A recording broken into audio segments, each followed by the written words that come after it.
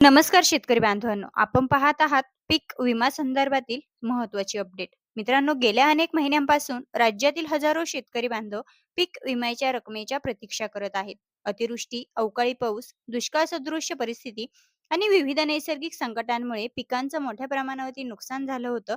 त्यामुळे शेतकऱ्यांना आर्थिक आधार म्हणून पीक विम्याची मदत मिळणंही अत्यंत आवश्यक होतं आणि याच पार्श्वभूमीवर एक महत्त्वाची माहिती समोर आली. राज्य सरकार आणि पीक विमा कंपन्यांच्या माध्यमातून आतापर्यंत राज्यातील 29 जिल्ह्यांमध्ये सुमारे 1219 कोटी रुपयांचं पीक विमा वाटप करण्यात आले. अनेक शेतकऱ्यांच्या खात्यात ही रक्कम जमाही झाली आहे आणि त्यांना दिलासाही मिळालाय. मात्र अजूनही काही जिल्ह्यांमध्ये मोठ्या प्रमाणावरती पीक विम्याचं वाटप हे प्रलंबित आहे. त्यामुळे अनेक जिल्ह्यातील शेतकरी बांधव अजूनही पीक विम्याच्या प्रतीक्षेत आहेत.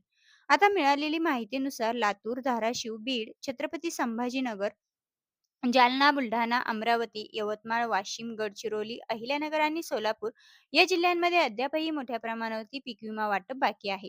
यामध्ये विशेष म्हणजे धाराशिव जिल्ह्यासाठी सुमारे 370 कोटी रुपयांचा निधी मंजूर झाल्याची माहिती समोर आली. त्यामुळे याही भागातील शेतकऱ्यांना लवकरच दिलासा मिळू शकतो.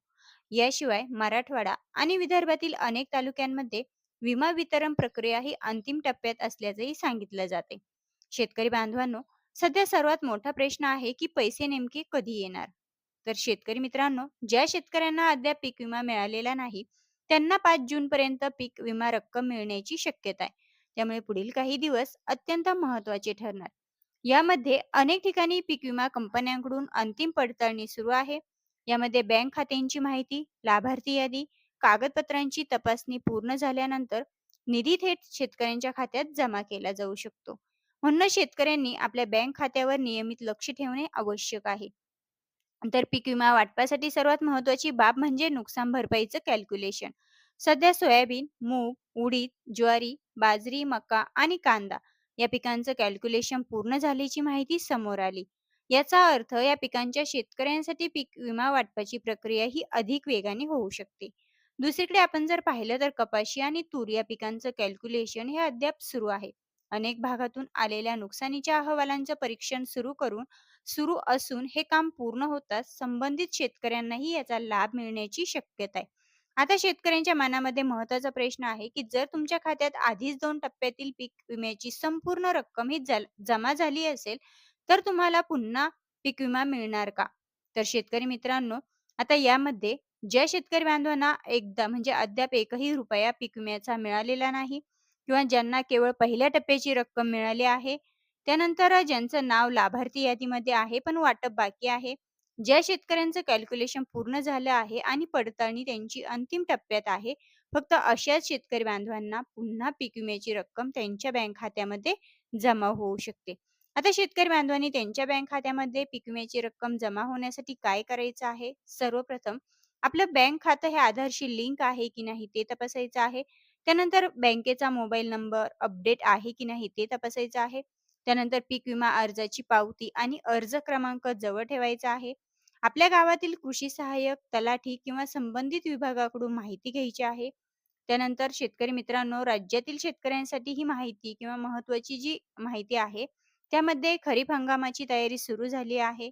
बियाणे असेल, खते असेल, औषधे असेल आणि मशागत यासाठी महत्त्वाचा म्हणजे शेतकरी बांधवांचा मोठ्या प्रमाणावरती खर्च करावा लागतो. अशा वेळी पीक विम्याची रक्कम मिळाल्याने शेतकऱ्यांना मोठा आर्थिक आधारही मिळू शकतो. आता यामध्ये अनेक शेतकरी बांधव कर्जफेड, नवीन पेरणीची तयारी आणि शेतीसाठी आवश्यक साहित्य खरेदी करण्यासाठी पीक विम्याची प्रतीक्षा करत असतात. त्यामुळे येत्या काही दिवसात होणारं हे वाटप लाखो कुटुंबियांसाठी, लाखो शेतकरी बांधवांसाठी अत्यंत महत्त्वाचं ठरणार आहे.